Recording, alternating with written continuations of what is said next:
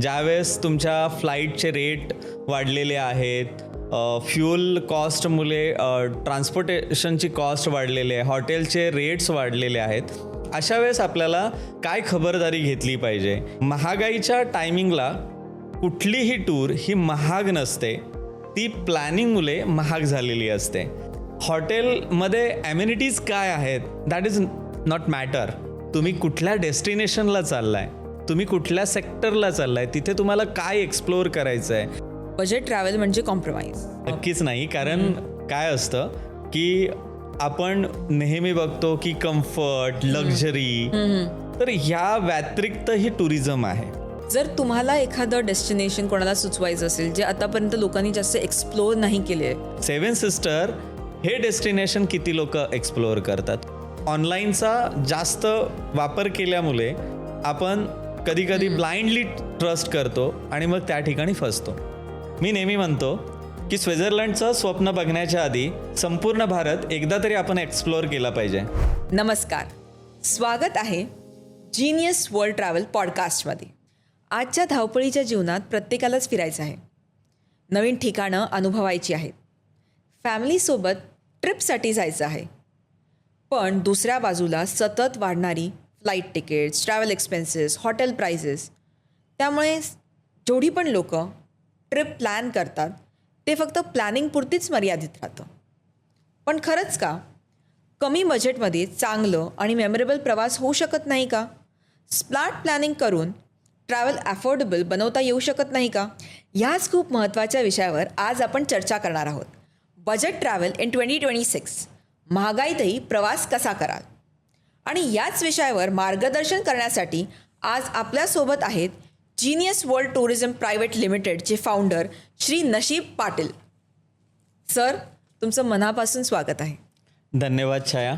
आजचा हा जो काही आपण विषय निवडलेला आहे तो अतिशय महत्त्वाचा विषय आहे, कारण प्रत्येक कुटुंबाला आपलं एक स्ट्रेस फ्री टूर करायची असते, त्याचप्रमाणे अफोर्डेबल टूर करायची असते. आणि अशा वेळेस ज्यावेळेस तुमच्या फ्लाईटचे रेट वाढलेले आहेत, फ्यूल कॉस्टमुळे ट्रान्सपोर्टेशनची कॉस्ट वाढलेली आहे, हॉटेलचे रेट्स वाढलेले आहेत, अशा वेळेस आपल्याला येणाऱ्या काळामध्ये एखादी टूर अरेंज करायची असेल किंवा आपल्या कुटुंबाबरोबर एखादी टूर करायची असेल किंवा सोलो टूर करायची असेल, तर अशा वेळेस आपण काय खबरदारी घेतली पाहिजे किंवा काय आपण त्यासाठी प्लॅनिंग केले पाहिजेत? तर पहिली गोष्ट म्हणजे महागाईच्या टायमिंगला कुठलीही टूर ही महाग नसते, ती प्लॅनिंगमुळे महाग झालेली असते. पहिली गोष्ट म्हणजे तुम्हाला कुठलीही टूर ज्यावेळेस करायची असते त्यावेळेस ती अर्ली प्लॅनिंग होणं महत्त्वाचं आहे.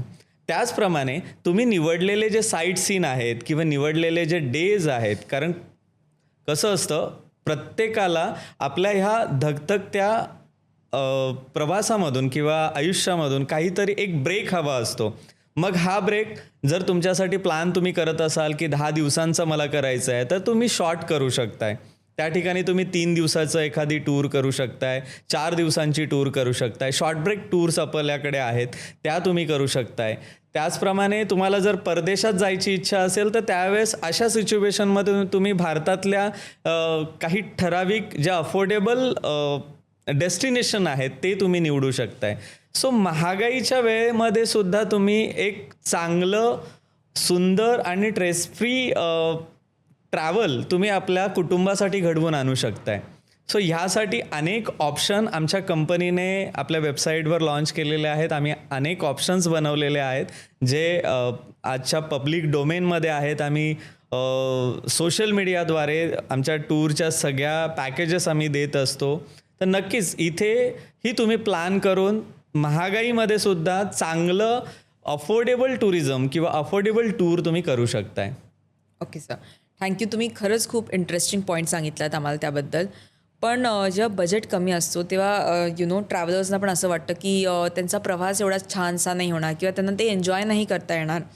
तर तुम्हाला फॅमिलीला किंवा यंग ट्रॅव्हलरला कसं सांगाल तुम्ही त्यांना की ते बजेट फ्रेंडली त्यांची प्लॅनिंग कशी करू शकते? बघा, पहिली गोष्ट म्हणजे आपण अफोर्डेबल हा शब्द जेव्हा वापरतो त्यावेळेस किंवा कॉस्ट कटिंग टूर जेव्हा शब्द वापरतो अशा वेळेस नेहमी हा मुद्दा लक्षात नका आणू की तुम्ही एखाद्या लो बजेटेड प्रॉपर्टीजमध्ये जाऊन राहताय किंवा अगदी साध्या हॉटेल्समध्ये राहताय, साधी व्हेकल वापरताय. अफोर्डेबलचा अर्थ की जसं तुम्ही मगाशी मी म्हटलं की तुम्ही अर्ली टूर बुक केली पाहिजे, त्यावेळेस तुम्हाला बेटर प्लॅन करता येतं, बेटर तुम्हाला प्रॉपर्टीज चूज करता येतात, त्यांच्याशी प्रॉपरली नेगोशिएशन आपल्याला करता येतं. आणि अशा वेळेस काय होतं की तुम्हाला एक चांगली कॉस्ट कटिंग टूर ठरवता येते.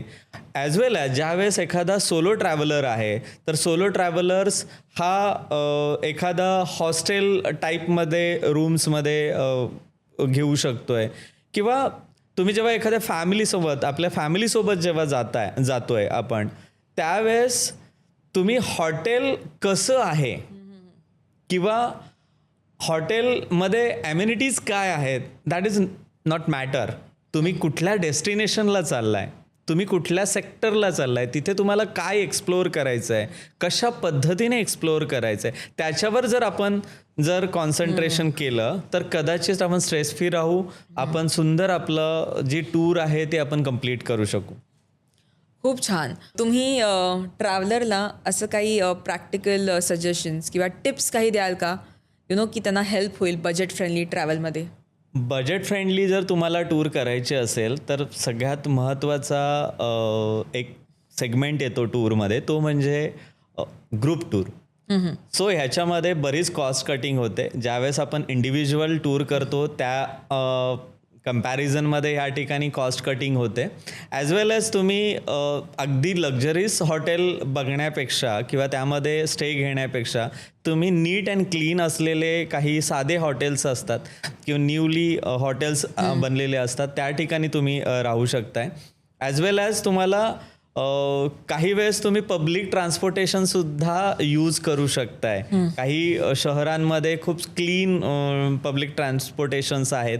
ॲज वेल ॲज त्यासोबतच तुम्ही काही रेस्टॉरंटमध्ये, महागड्या रेस्टॉरंटमध्ये लंच अँड डिनर करण्यापेक्षा तुम्ही लोकल फूड ट्राय करू शकताय. इवन मी म्हणेन की इंटरनॅशनल ट्रॅव्हल करत असताना सुद्धा आपण बाहेरच्या देशांमध्ये जेव्हा जातो त्यावेळेस इंडियन फूड इंडियाच्या कम्पॅरिझनमध्ये ते कॉस्टली असतं. सो तिकडचं जर लोकल फूड आपण ट्राय केलं तर नक्कीच तुम्हाला ते अफोर्डेबल आपण पॅकेजेस आपण करू शकतोय किंवा आपल्या बजेटमध्ये आपण करू शकतोय. सो लोकल फूडसुद्धा खूप इंटरेस्टिंग तिकडे खूप यम्मी असतात आणि ते नक्कीच आपण त्या देशांमध्ये किंवा त्या प्रदेशांमध्ये, त्या सेक्टरमध्ये गेल्यानंतर आपल्याला खायला पाहिजे किंवा अनुभवायला पाहिजे. सो हे सगळ्या गोष्टी मॅटर करतात तुमच्या कॉस्ट कटिंगसाठी. म्हणजे ट्रॅव्हल एक्सपेन्सिव्ह नाही तर स्मार्ट केलं पाहिजे. निश्चितच. सर, अनेक लोकांचं असं परसेप्शन आहे की बजेट ट्रॅव्हल म्हणजे कॉम्प्रोमाइज, म्हणजे कुठेतरी कमी बजेट असलं की एक्सपिरियन्स पण आपल्याला तेवढाच चांगला काही मिळत नाही. नक्कीच नाही. कारण काय असतं की आपण नेहमी बघतो की कम्फर्ट, लक्झरी, तर ह्या व्यतिरिक्त ही टुरिझम आहे जे कॉम्प्रोमाइज आपण नाही म्हणू शकत. कारण तुम्ही एखादी गोष्ट त्या ठिकाणी एक्सप्लोर करायला जाताय, ती कायमस्वरूपी अनुभवायला नाही जात आहे. एखाद्या हॉटेलमध्ये जातोय तर आपण टेम्पररी जातोय त्या ठिकाणी, तर त्या गोष्टीचा तिथल्या डेस्टिनेशनची मजा घ्या. त्या ज्या गोष्टी आहेत कॉम्प्रोमाइज किंवा ॲडजस्टमेंट, ह्या सगळ्या गोष्टी बाजूला ठेवा. राईट. आणि ॲज अ ट्रॅव्हल कंपनी म्हणून आम्ही नेहमीच आमच्या ट्रॅव्हलरला कम्फर्टेबल काय आहे ते सजेस्ट करतो. परंतु ट्रॅव्हलरनी ह्याही गोष्टीचा विचार केला पाहिजे की आपल्या पॉकेटला ते परवडेल का, किंवा आपण कॉस्ट कटिंग करून एखादी इंटरनॅशनल टूर करू शकतो का, किंवा एखादं भारतातलं एखादं सेक्टर करू शकतो का. तर हे खूप म्हणजे कॉस्ट कटिंगचे अनेक मार्ग आहेत आणि आमच्या ऑफिसमध्ये सगळेच जे सेल्सवाले आहेत त्यांना ह्याच पद्धतीच्या आम्ही ट्रेनिंग त्या पद्धतीचे आम्ही दिले. आणि निश्चितच आमच्या ऑफिसला तुम्ही व्हिजिट केलात तर सगळ्या ह्या गोष्टींवर सखोल चर्चा आमचे जे सेल्स एक्झिक्युटिव्ह आहेत ते देतील. ओके सर, खरंच म्हणजे आता मी एवढ्या सगळ्या गप्पा ऐकते, मला पण असं वाटतं की आता बस पॅक करते आणि ट्रॅव्हलला निघते. बट लोकांना असं वाटतं की हे जे हिडन डेस्टिनेशन्स आहे ना, हे आता बरंच झालंय हिडन डेस्टिनेशन, आणि तिकडे जाऊन लोक बघतात एवढी गर्दी, हिडन डेस्टिनेशन्स वगैरे बघतात, आणि जे सोशल मीडियावर आपण बघतो, आणि तिकडे गेल्यानंतर कळतं की ते एक्सपेन्सिव्ह पण भरपूर आहेत. तर ते कसं, म्हणजे त्यापासून, त्या ट्रॅपपासून कसं माणसाला वाचलं पाहिजे?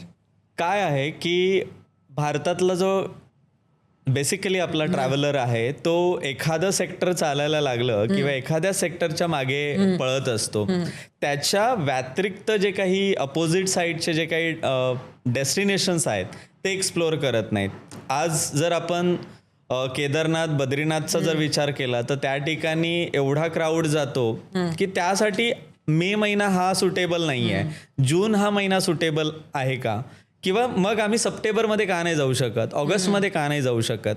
तर तुम्ही दिवस बदलला किंवा महिना बदलला तर तुम्हाला तिथे क्राऊड कमी मिळेल.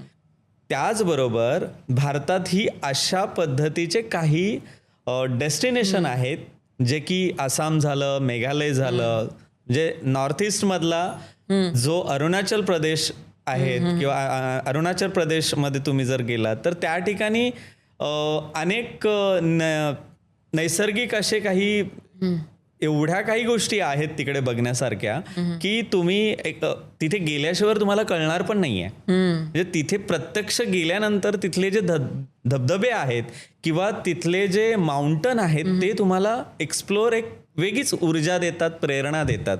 सो आपण नेहमी ट्रेंडिंग काय आहे, माझा मित्र कुठे चाललाय, अरे माझी मैत्रीण कुठे चालले, माझा शेजारी कुठे चाललाय, मग तो ह्या एक्स डेस्टिनेशनला चाललाय तर मीही यावर्षी तेच प्लॅन करेन. तर तुम्ही जर तुम्हाला अगदी क्राऊडलेस एरियामध्ये जायचं असेल, अगदी गोव्याला जाण्याची इच्छा असेल तर तुम्ही मालवणला जाऊ शकताय, म्हणजे आपल्या कोकणात जाऊ शकताय, तिकडे क्राऊड कमी आहे, गोव्यामध्ये जास्त आहे. किंवा तुम्ही गोकर्णाला जाऊ शकताय, म्हणजे तिकडे क्राऊड कमी असतो. सो प्रत्येक ट्रॅव्हलरनी जर स्मार्ट ट्रॅव्हलर जर बनला ना तर नक्कीच तो ह्या सगळ्या तू जे आत्ता प्रश्न जे विचारतेस त्याची उत्तरं त्याच्याचकडे आहेत, म्हणजे ट्रॅव्हलरकडेच आहे, पण तो विचार करत नाहीये आणि त्याच्यामुळे तो कुठेतरी फसतोय किंवा तो कुठेतरी चुकीच्या गायडन्समुळे, चुकीच्या एक्सपिरियन्स, कोणीतरी गायडन्स त्याला चुकीचं करतोय किंवा कोणीतरी सांगतोय हे खूप छान आहे, तिकडे जाऊन तिकडे त्याला क्राऊड मिळतो. तर अशा पद्धतीचं एक स्मार्ट ट्रॅव्हलर म्हणून जर आपण विचार त्याचा केला किंवा एक स्मार्ट ट्रॅव्हलर बनलो तर निश्चितच जे काही आत्ता तू सांगितलंस त्या गोष्टी त्याला अनुभवायला मिळणार नाहीत. अगदी बरोबर. जर तुम्हाला एखादं डेस्टिनेशन कोणाला सुचवायचं असेल जे आतापर्यंत लोकांनी जास्त एक्सप्लोअर नाही केले, तर असं कुठलं डेस्टिनेशन तुम्ही सांगाल? मी तुम्हाला नक्कीच सांगेन की भारतात, मी नेहमी सांगतोय, आत्ताही या पॉडकास्टच्या माध्यमातून मी अनेक वेळा हा भारतात काय आहे आणि भारत हा विषय, भारतीय टुरिझम कसं डेव्हलप होईल या विषयावर थोडेफार मी उद्गार काढत असतोय. तर सेवन सिस्टर हे डेस्टिनेशन किती लोक एक्सप्लोअर करतात? खूप लेस टुरिस्ट आहेत की ते त्या सेवन सिस्टर च्या टूर करतात. खूप छान आहे, खूप सुंदर आहे, म्हणजे माझ्याकडे शब्द नाही आहेत त्याला एक्सप्रेस करण्यासाठी, मला सांगण्यासाठी. जोपर्यंत एखादा ट्रॅव्हलर त्या डेस्टिनेशनला जाणार नाही तोपर्यंत तिथली ब्युटी, तिथलं सौंदर्य, तिथलं फूड कल्चर आणि तिथलं लोकांचं राहण्याचं जे काही कल्चर आहे हे तुम्हाला नाही अनुभवता येणार. हे तिथे गेल्याशिवाय नाही कळणार आहे. हिमालयाच्या म्हणजे जे काही पाणी येतं तिकडनं ते किती स्वीट आहे तिकडे, ते गेल्याशिवाय नाही कळणार आपल्याला. तिथले ग्लेशियर्स तुम्ही बघितल्याशिवाय तुम्हाला अनुभवता येणार नाही आहेत. तिथले हाईट जे आहेत, आज तिथली हाईट किती आहे किंवा तिथे काय रिस्ट्रिक्शन्स आहेत. बरेच लोक म्हणतात की तिकडे रिस्ट्रिक्शन्स आहेत. सिक्कीम, दार्जिलिंगला गेलो की तिकडे रिस्ट्रिक्शन्स आहेत. रिस्ट्रिक्शन्स का टाकले गेलेत त्या गोष्टीसाठी सुद्धा पर्याय आहेत आणि ते तुम्ही जर केलं तर निश्चितच भारताची ब्युटी जी आहे ती तुम्ही बघाल. आज लडाखमध्ये गेलो आपण, तिकडे काय सुंदर वातावरण आहे. सो खूप छान आहे हे सगळं आणि हे नक्कीच आपला स्मार्ट ट्रॅव्हलरने नक्कीच अनुभवलं पाहिजे. सर तुम्ही खरंच खूप छान माहिती दिली की आपण कमी खर्च कसं करू शकता, कुठलं छान डेस्टिनेशन आहे जिथे आपण जाऊ शकतो. मी नेहमी म्हणतो की स्वित्झर्लंडचं स्वप्न बघण्याच्या आधी संपूर्ण भारत एकदा तरी आपण एक्सप्लोअर केला पाहिजे. सर जेव्हा एखादा व्यक्ती सोलो ट्रॅव्हल करतो तेव्हा बरेचदा आपण असे ठिकाणी बुक करतो आणि जेव्हा आपण तिकडे जातो आपल्याला कळतं अरे ही जागा जी आहे ती ह्याच्या आसपासच नाही आहे आणि असं बरेचदा होतं आणि त्यामुळे आपण ती जागा आता शोधत राहतो, वैतागतो आणि एकदा काय तुमचं ते निघून गेली वेळ की तुम्हाला रिफंडही मिळत नाही. बरोबर. तर हे एखाद्याने कसं अवॉइड करायचं आणि त्याचबरोबर कसं प्रॉपर प्लॅनिंग झाली पाहिजे या गोष्टीची. नेहमी आपण काय करतो की ट्रॅव्हल करत असताना काही गोष्टींवर ब्लाइंडली विश्वास ठेवतो. म्हणजे सोशल मीडियावर एखादी ॲड आलेली आहे किंवा ऑनलाईन काहीतरी आपण शोधतो आणि ते दिसायला काहीतरी वेगळंच असतं आणि प्रत्यक्ष जाऊन बघितल्यानंतर काहीतरी वेगळं असतं. सो अशा वेळेस खूप चुकामुक होते. म्हणजे प्रत्यक्ष काहीतरी आपण काही वेगळंच एक स्पेसिफिक बुक केलेलं आहे आणि निघतं काहीतरी वेगळं. सो ह्याच्यावर एकच आहे की तुम्ही कुठल्याही गोष्टीवर ब्लाइंडली विश्वास नका ठेवू. पूर्ण रिसर्च करा, पूर्ण प्लॅनिंग करा, नंतरच ठरवा की मला ते योग्य प्लेस आहे का किंवा योग्य ठिकाण आहे का, मला स्टे करण्यासाठी ते सेफ आहे का. त्याच वेळेस तुम्हाला ऑनलाईनचा जास्त वापर केल्यामुळे आपण कधी कधी ब्लाइंडली ट्रस्ट करतो आणि मग त्या ठिकाणी फसतो. आणि ह्याच विषयावरती वुमेन सेफ्टीबद्दल काय म्हणाल तुम्ही. प्रत्येक राज्याचं गव्हर्नमेंट वुमेन सेफ्टीसाठी अवेअर जेवढं झालेलं आहे तर याच्या आधी हा सगळा प्रकार खूप ओपनली व्हायचा. परंतु आज सोलो ट्रॅव्हलर्स मुले किंवा विशेष म्हणजे तुझ्यासारख्या ब्लॉगर्स मुले आज ग्लोबली आज महिला सुरक्षित झालेल्या आहेत आणि त्या बिनधास्त ट्रॅव्हल करतात. मी बहुतेक करून बाहेरच्या देशांमध्ये सोलो ट्रॅव्हलर्स खूप सारे बघतो आणि खूप एकटा महिला एकट्या मुली बाहेरच्या देशांमध्ये जाऊन प्रवास करतात. अरे वा सर. तर तुम्हाला आता फ्युचरमध्ये काय वाटतं की बजेट ट्रॅव्हल आहे हा फक्त एक ट्रेंड नसून तुम्हाला काय वाटतं मुख्य प्रवाहाचा भाग बनू शकतो का. महागाई हा जो विषय आहे 2026 ह्यामध्ये लोक आत्ता विचार करतायत की आम्हाला अफोर्डेबल टुरिझम हवं आहे किंवा अफोर्डेबल टूर्स हवी आहे. परंतु हा विषय टेम्पररी आहे. जसा वेळ बदलेल लोकांच्या चॉईस बदलतील, लोकांचे विचार बदलतील आणि कदाचित आता मिडल ईस्टमध्ये वॉर बंद किंवा स्टॉप झाल्याचे काही न्यूज येत आहेत तर त्यामुळे कदाचित कॉस्ट कटिंग सुद्धा म्हणजे तेलाच्या रेटमध्ये त्याच्यामध्ये इंधनाच्या किमतींमध्ये जर कपात झाली तर नक्कीच काही गोष्टी फ्लाईटच्या किंवा ट्रान्सपोर्टेशनच्या कॉस्टमध्ये बदल होऊ शकतात. मी निश्चित सांगू शकत नाही आहे परंतु ह्यामध्ये बदल होण्याचे चान्सेस आपण एक प्रेडिक्ट करू शकतोय की हे कमी होतील म्हणून. सो त्याच्यामध्ये अफोर्डेबल किंवा आजची कॉस्ट खूप जास्त आहे म्हणून ट्रॅव्हल करणं थांबणं हे काही कोणी थांबत नाही आहे. जीनियस वर्ल्ड ट्रॅव्हल कंपनी ह्याचं वैशिष्ट्य काय काय सांगाल तुम्ही आम्हाला. छान प्रश्न आहे हा तुझा आणि नक्कीच मला ह्या प्रश्नाचं उत्तर द्यायला तुला आवडेल. जीनियस वर्ल्डची संपूर्ण टीम ही वेल ट्रेन आहे आणि त्यांनी तयार केलेल्या प्रत्येक टूर किंवा त्याच्या आयटनरीज ह्या वेल प्लॅन आहेत. मुख्य म्हणजे त्याचप्रमाणे ग्रुप टूर, इंडिव्हिज्युअल टूरमध्ये आमचं एखाद्या ट्रॅव्हलरला पूर्ण नॉलेज देणं किंवा त्याच्याबरोबर कन्सल्ट करणं. त्याचप्रमाणे मुख्य म्हणजे शहरी भागांबरोबरच ग्रामीण भागातल्या ट्रॅव्हलर्सला अजून एज्युकेट करणं, त्याला स्मार्ट ट्रॅव्हलर करणं, त्याला जो देश त्याला बघायचं आहे तो अफोर्डेबल करून देणं किंवा जे डेस्टिनेशन त्याला करायचं आहे ते अफोर्डेबल करून देणं हा उद्देश किंवा हे व्हिजन किंवा हे मिशनरी ही जीनियस वर्ल्डची आहे आणि त्याप्रमाणे आमची संपूर्ण टीम जी आहे ती काम करते. जेवढे पण आपले व्ह्युअर्स आहेत तुम्ही आजचा हा जर भाग बघितला असाल तर मला माहिती आहे सध्या तुम्ही तुमची ट्रिपची प्लॅनिंग तुमच्या डोक्यात सुरू झालेली असेलच. प्लॅनिंग कशी करायची, कुठल्या कुठल्या डेस्टिनेशन्सला जायचं आहे, त्याच्यानंतर बजेट फ्रेंडली ट्रॅव्हल कसं करायचं, कुठल्या कुठल्या ज्या गोष्टी आता आपण अवॉइड करायच्या, राईट. तर का तुम्ही जर ट्रिप ही प्लॅन करत असाल तर जे नंबर्स आहेत त्याच्यावर तुम्ही नक्कीच कॉन्टॅक्ट करा. कमेंट सेक्शनमध्ये तुम्हाला ह्या एपिसोडबद्दल काय वाटलं ते आम्हाला नक्की सांगा. आणि त्याचबरोबर सर, थँक्यू सो मच. खरंच तुमच्याबरोबर गप्पा मारून आम्हाला एवढं काही ट्रिप प्लॅनिंगबद्दल कळलेलं आहे. आणि त्याचबरोबर तुमचं जीनियस वर्ल्ड टूर कंपनी आहे. आय एम शुअर लोक आता तुम्हाला नक्कीच कॉन्टॅक्ट करतील because we all want affordable trip planning. And thank you so much sir. Thank you Chhaya, तुझ्याबरोबर ही गप्पा मारून खूप छान वाटलं. Thank you. Thank you so much sir. Thank you. तर असाच वेगवेगळ्या एपिसोड्सबरोबर मी येईन तुमच्यासोबत लवकरच. आणि आपण अशाच वेगवेगळ्या मुद्द्यांबद्दल बोलूया, ट्रॅव्हल्सबद्दल बोलूया. आणि कमेंट सेक्शनमध्ये तुम्हीसुद्धा तुमचे प्रश्न आम्हाला सेंड करू शकता आणि आम्हाला नक्कीच आवडेल त्यांचे उत्तरं द्यायला. Sir, thank you so much. Thank you.